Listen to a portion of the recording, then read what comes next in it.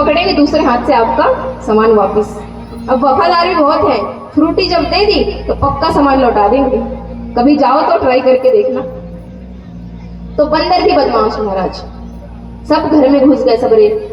सबको कन्हैया ने माखन खिलाया और इतने बदमाश कन्हैया, खाया तो खाया लेकिन जब पेट भर गया और माखन बच गया तो कह रहे छी छी छी, राम राम राम, इतना गंदो माखन, या गोपी या माखन बनावे ना आवे, कछो स्वाद ना है हमें चढ़ाने के लिए गोपी को। अब बुराई करके भी मन नहीं भरा तो क्या किया, सखाओं से कह रहे हैं कि सखा सुनो, लगता है बहुत दिन से यह गोपी के घर की लिपाई पोताई नहीं हुई है। आप लोग भी घर की लिपाई पोताई करते हैं? अब तो खूब बिल्डिंग बन रहे हैं, लेकिन अभी भी कुछ घर ऐसे हैं जहाँ पे गोबर का पोता, मिट्टी का पोता लगाया जाता है। तो भगवान ने कहा कि चलो यहाँ के घर की लिपाई पोताई कर देते हैं, यहाँ को एक काम करके जाएंगे। तो दूध दही माखन से ही पूरे घर को लीप दिया महाराज, और लीप करके फिर क्या किया, छुप गए दरवाजे के पीछे। अब उधर जो प्रभावती गोपी गई थी अपनी सास को देखने, वहां जब वो गई तो सास ने खूब गाली दिया महाराज। बोला कि तुम होती ऐसी हो, सास को मारना चाहती हो जीते जी, अभी हम जिंदा हैं सही सलामत, तुम कह रहे हो पैर टूट गए, कछु ना भयो वो, चल तू घर चल। अब प्रभावती आई महाराज। अब क्या था, अब जब लौट के आ रही थी तो एक मटका पानी का सर पे, एक इस हाथ में एक इस हाथ में। अब पैर से दरवाजा खोल करके अंदर घुसी। अब जैसे ही अंदर घुसी तो घर में क्या था, दूध दही माखन का लीपा लगा करके रखा था। तो जैसे ही पैर रखा महाराज, ऐसा फिसला पैर जा करके सीधे दीवार में टकरा गई। अब कन्हैया उनके मित्र जो पीछे छुपे हुए थे खूब ठापा मार के हंसने लगे। कन्हैया ने कहा और पंगा लेगी हमसे, और कहेगी कि मेरे घर आए कन्हैया पकड़ के दिखाऊं, अंगूठा दिखा रहे ठेंगा, ले पकड़ के दिखा, पीली लीली पकड़ के दिखा। प्रभावती उठी पकड़ने के लिए कन्हैया को, अब जैसे ही उठी फिर फिसल के गिर गई महाराज, क्योंकि पूरे में अब गीला है। बार बार उठने की कोशिश करे, बार बार बेचारी गिरे, न जाने कितने बार कमर टूटे होंगे वाकई। कन्हैया उनके से कहा हंसते हंसते भाग गए वहां से। अब प्रभावती ने सोचा कि ऐसे बाज ना आएगा ये, तो एक प्लान बनाया उसने। क्या, मक्खन ऊपर टांग दिया और उसमें घंटी लगा दी, और इस बार कहीं बाहर नहीं गई, घर में ही छुप गई। तो इस बार आई कन्हैया अपने मित्रों के साथ, देखा ऊपर घंटी टंगी हुई है, तो मित्रों से कहा कि तुम नहीं रुको, हम घंटी से बात करके आते हैं। घंटी से बोला, देख घंटी, कुछ भी हो जाए बजना मत, क्योंकि प्रभावती ने घंटी क्यों लगाया था, घंटी बजेगा तो पकड़ लेंगे रंग के हाथ। तो घंटी से भगवान ने मीटिंग सेट कर ली कि कुछ भी हो जाए बजना मत, नहीं तो हमसे बुरा कोई नहीं होगा। घंटी ने कहा जी हुजूर नहीं बजेंगे। अब जैसे ही भगवान चढ़े ऊपर, घंटी नहीं बजी, रस्सी पकड़ा घंटी नहीं बजी, जब मटका फोड़ा माखन का तब भी घंटी नहीं बजी, माखन निकाल करके ग्वाल वालों को, बंदरों को खिलाया तब भी घंटी नहीं बजी। लेकिन जैसे ही माखन निकाला और खुद खाया, तुरंत टन टन टन टन करके घंटी बजने लगी महाराज। और जैसे घंटी बजी, सबरे जितने भी भगवान के ग्वाल बाल मित्र थे, सखा थे, छोड़ करके भाग गए भगवान को। भगवान वहीं ऊपर लटके रह गए रस्सी पकड़ के। अब महाराज पीछे से आई प्रभावती, पकड़ के उतारा नीचे। क्यों रे दारी के कन्हैया, बहुत बन तो हतो तू है, अंगूठा दिखा रहे हो आदि रात, पकड़ लियो रे, अब चल तेरी मैया के पास लेके जाऊं मैं। बड़ा तेरी मैया कहते फिरे, मेरो लाला चोर ना है, मेरो लाला चोर ना है, आज दिखाऊंगा कितना पक्को चोर है वाको लाला। भगवान ने घंटी की तरफ देखी, क्यों रे घंटी, तुझे मना किया था कि बजना मत, तू कैसे बजी? घंटी ने कहा कि स्वामी, जब इस पूरी सृष्टि का स्वामी भोग लगा रहा हो और मैं बजू ना, ऐसा हो सकता है क्या? अब महाराज प्रभावती ने पकड़ लिया भगवान का हाथ कस के और ले करके जा रही है यशोदा मैया के पास। तो रास्ते में क्या हुआ देखो, अभी भी भगवान की बदमाशी कम नहीं हुई, पकड़े गए तब भी अभी भी तरकीब लगा रहे कैसे छूटे। अब रास्ते में जा रही है, तो रास्ते में क्या हुआ, गोपी के जेठ जी सामने से आ रहे थे। तो जब जेठ जी आते सामने से तो क्या करते हैं बताइए, घूंघट रख लेते हैं सिर पे। तो गोपी ने लंबो चौड़ो से घूंघट रख लियो महाराज। अब कन्हैया ने मौका को चौका उठायो। कन्हैया ने बहुत मासूम से शकल बना के बोला, भाभी नेक सुनियो, देख तेरे बहुत देर से मेरी ये हाथ पकड़ के रखी है, अब मुझे दर्द है रो, तो एक काम कर, तू यह छोड़ दे, यह हाथे पकड़ ले।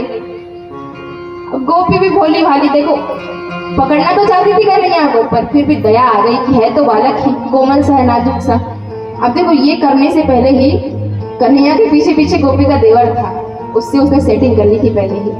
उसने कहा था, चोरे छोरा देख तू मेरी जगह आ जा, बाद में तो लड्डू खिलाएंगे, माखन खिलाएंगे। कन्हैया ने लालच दे दिया गोपी के देवर को। अब गोपी ने बोला चल ठीक है, मैं तेरी दूसरी हाथ पकड़ लेती हूँ। जैसे ही हाथ छोड़ा, कन्हैया ने वहां के देवर की हाथ पकड़ा दी। अब यशोदा मैया बाहर आई, कहा है इतना जोर से काहे चिल्ला रही है?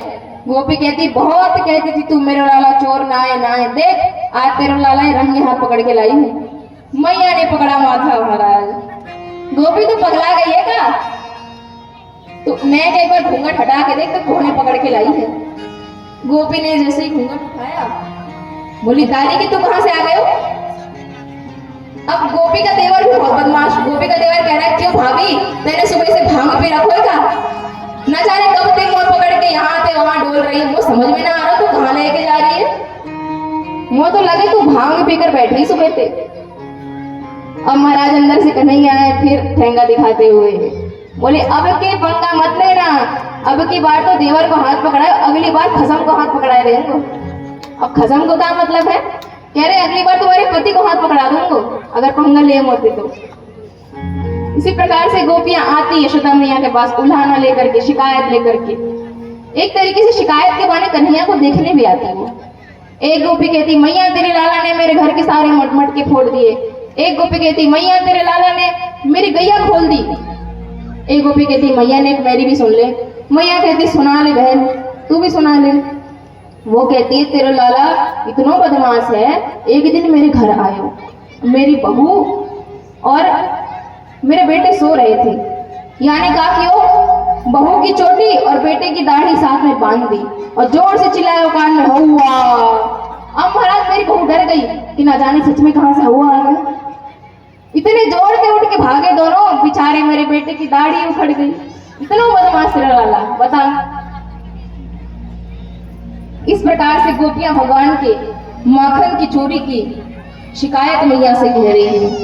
नट खट्टे नंद किशोर, नट खट्टे नंद किशोर, माखन खाए गयो माखन चोर।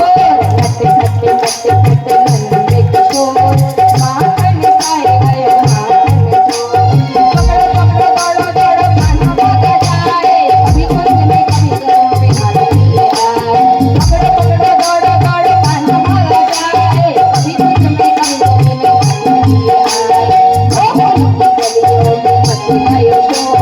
गोकुल की गलियों में मच गयो शोर, माखन खाए गयो माखन चोर।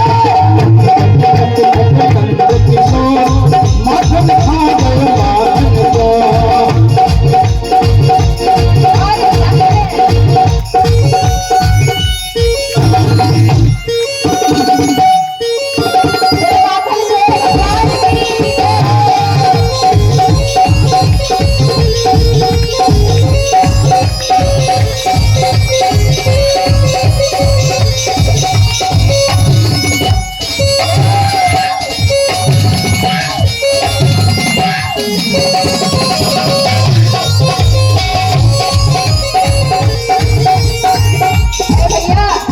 भगवान के सखा कहाँ गए?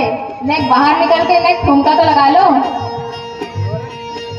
भगवान की जो सखा है बाहर तो आ जाओ नेक। आ गई कृष्ण भगवान को विनती।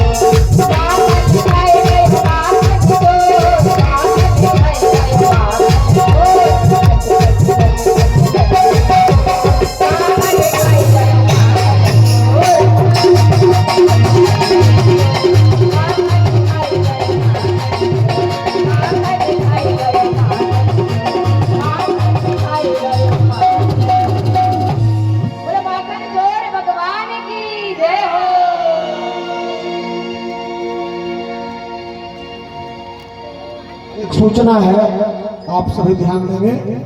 15 तारीख को परसों माता भगवती और तुलसी पिंडा जी और हनुमान जी की प्राण प्रतिष्ठा है। तीनों देवी देवताओं की प्रतिष्ठा है। तो कल 4 बजे, कल सायंकाल 4 बजे हम लोग नगर भ्रमण करेंगे। हनुमान जी तो स्थापित हो चुके हैं, क्योंकि दीवार में स्थापित है। पिंडा जी भी स्थापित है और भगवती की मूर्ति भी सीमेंट की बनी हुई है, जिनको स्थापित कर दिया गया है। लेकिन उनके जगह पर उनका विग्रह स्वर्ण मूर्ति है, सोने की मूर्ति है। दुर्गा जी की, हनुमान जी की और विष्णु भगवान के सोने की मूर्ति है, जिसको हम लोग पालकी में बिठा करके और नगर भ्रमण कराएंगे। नगर भ्रमण की व्यवस्था कहाँ कहाँ जाना है वो कमेटी के लोग तय करेंगे कि हमको किधर से जाना है, कैसे आना है। नगर में भ्रमण करा करके फिर यहाँ लाया जाएगा और भगवान का अधिवास कराया जाएगा। कल अंतिम अधिवास है। इसके बाद परसों फिर सभी लोग प्रतिष्ठित हो जाएंगे।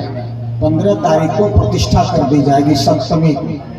तो नगर भ्रमण में जब पालकी जाएगी आपके दरवाजे पर, तो सभी लोग अपने दरवाजे पर खोइछा लेकर के तैयार रहेंगे।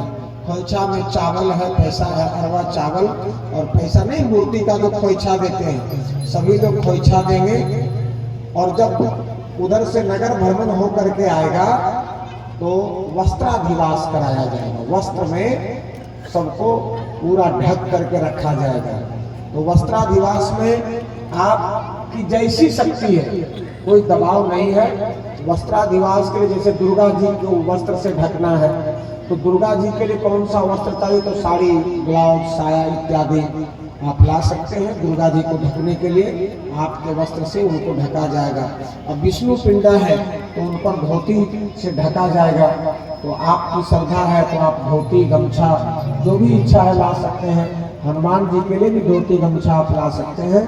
अगर नहीं तो आपके घर के सामने जब जाएगा पालकी, तो वहाँ भी आप वस्त्र, हमारे कमेटी के सदस्य रहेंगे, आप उनको दे सकते हैं, पैसा दे सकते हैं। आपके पास सुबह लगता है कि दुकान खुलने में लेट है, तो आप पैसा 4 बजे भी दे सकते हैं, वहाँ भी आप वस्त्र दे सकते हैं। इसके बाद रहेगा और हम लोग साथ में यहाँ से गाजे बाजे के साथ नगर भ्रमण करेंगे। उसमें ज़्यादा लंबा रूट नहीं रहेगा। नगर भ्रमण मतलब अपने गांव में घूमना, वो कमेटी तय करेगी कि हमको किधर से जाना है, किधर से आना है। यदि कमेटी को रूट पता है तो हमको बता देंगे, तो हम आपको फिर घोषणा कर देंगे लास्ट में कि नगर भ्रमण के लिए किधर से लोग जाएंगे और किधर से आएंगे, ताकि गांव की महिलाएं अपने घर में खोइछा तैयार रखेंगे। इसके बाद नगर भ्रमण जब हो जाएगा, वस्त्राधिवास हो जाएगा, तो शय्याधिवास कराया जाएगा। कल शयन कराया जाएगा, क्योंकि अधिवास होते होते थोड़े भगवान थक जाते हैं, तो उनको कल रात्रि में शयन कराया जाएगा। उसके लिए नया चौकी वगैरह पर बिछावन लगा कर, मच्छरदानी लगा के सब लोगों को शयन कराया जाएगा। शयन के बाद 15 तारीख को प्रतिष्ठा कर दी जाएगी। जो टीका है हमारा, वो भी प्रतिष्ठित हो जाएंगे। भगवती का टीका, भगवती की मूर्ति की प्रतिष्ठा, हनुमान जी की प्रतिष्ठा और विष्णु पिंडा जी की प्रतिष्ठा हो जाएगी। तुलसी का वृक्ष उसमें लग जाएगा। और पुराना जो पिंडा है, जब उनकी प्रतिष्ठा हो जाएगी तो इनका विसर्जन कर दिया जाएगा। जिस पिंडा में अभी हम लोग पूजा करते हैं हनुमान जी का और पिंडा जी का, उनको फिर वहाँ से हटा दिया जाएगा, क्योंकि हमारे नए पिंडा का निर्माण हो चुका है और हनुमान जी की भी मूर्ति स्थापित हो चुकी। सभी माताओं से विशेष अनुरोध है कि कोई भी माताएं हनुमान जी के मूर्ति के ऊपर या भगवती के मूर्ति के ऊपर या भगवती के टिक्का के ऊपर पानी नहीं ढाले। आजकल तो खाली 1 लोटा पानी लगे हब हब हब हब ढारने चल रहा है। पनिया ढारे से नहीं मिलता, हमको पता नहीं। पनिया ढारा गोड़ लग गया। अरे पानी ढारना तो शंकर जी को ढारने जाकर इतना 1 ड्राम 2 ड्राम 10 ड्राम ढारना। कभी भी सीमेंट की मूर्ति या मार्बल की मूर्ति कहीं है तो मूर्ति के ऊपर जल नहीं चढ़ाना चाहिए। जल शंकर जी की मूर्ति पर चढ़ाइए, जल केवल दिखाया जाता है, दिखा दीजिए बस हो गया। भगवान भाव के भूखे। हनुमान जी की मूर्ति का स्पर्श छूना स्त्रियों के लिए निषिद्ध है, रोक है। हनुमान जी की मूर्ति में सिंदूर लगा रहा है, मुँह में लड्डुआ ठूस दे रहा है, ये कौन पूजा है? अभी खाने मांगेगा तो आपको नहीं बनेगा, और नहीं हनुमान जी खा रहे तो ठूस रहा मूर्ति में, ऐसा काम नहीं करेंगे। हनुमान जी की मूर्ति को स्त्रियां स्पर्श नहीं करेगी। पिंडा जी में तुलसी का वृक्ष रहेगा, जितना पानी डालना है उसमें डालिए पिंडा जी, ताकि हमारी तुलसी माता हरी भरी रहे। और दुर्गा जी का मूर्ति बना हुआ, कोई भी मूर्ति में पानी नहीं डालेंगे, नहीं तो अगर पता चल गया कि फालनी जो है तो खाली पानी ढारो हमारे, बहुत बड़ा भक्ति नहीं बनना, नहीं तो मूर्ति खराब हो जाता है। फिर एक साल में आपका दुर्गा जी का मूर्ति पर पानी ढालते ढालते पूरा पैरवा देखते हैं चींटी लग जाता है। अब प्रसाद चढ़ाते हम लोग पैरवे के पास रख देते हैं, कोई बर्तन में चढ़ाइए प्रसाद, पत्ता पर चढ़ाइए, प्रसाद चढ़ा के और फिर उठा के ले जाइए, भोग लग गया, यहाँ चढ़ले नहीं छोड़ दीजिए। अब गिरा देते हैं आप लोग, यहाँ प्रसाद गंदगी हो गया, चींटी लग गया, सड़ गया।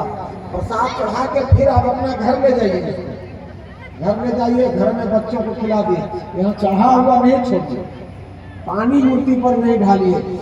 टीका है तो सिंदूर लगा सकते हैं आप, भोग लगा सकते हैं, अगरबत्ती जलाइए, और अगरबत्ती जला के पैकेटवा मंदिरिए में फेंक दीजिए, तो उसका सफाई करने कौन आएगा? बोलिए, यहाँ कोई है क्या?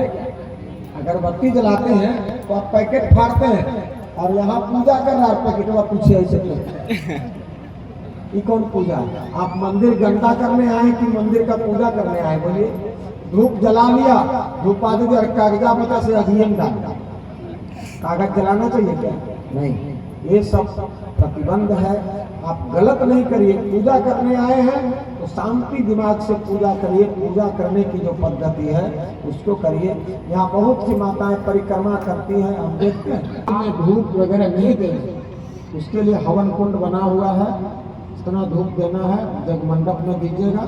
जगमंडप जब विसर्जन होगा हम लोग प्रयास करेंगे जो छोटा हवन कुंड पिंडा जी के पास बना देंगे, जिनको धूप अगरबत्ती जो भी जलाना होगा वहाँ जलाइएगा। भगवती मंदिर के अंदर अब पिंडा जी में, अब कल से फिर वही करिएगा जो हम करते हैं, ठीक है? ध्यान से सुनिए, जो बताया गया है उस पर अमल करिए। कल 4 बजे नगर भ्रमण और वस्त्राधिराज। अगर किन्हीं को कोई दिक्कत होगा तो सुबह में आके पूछ लीजिएगा, नहीं तो जाने के समय हमसे पूछ लीजिएगा, कहीं कोई समस्या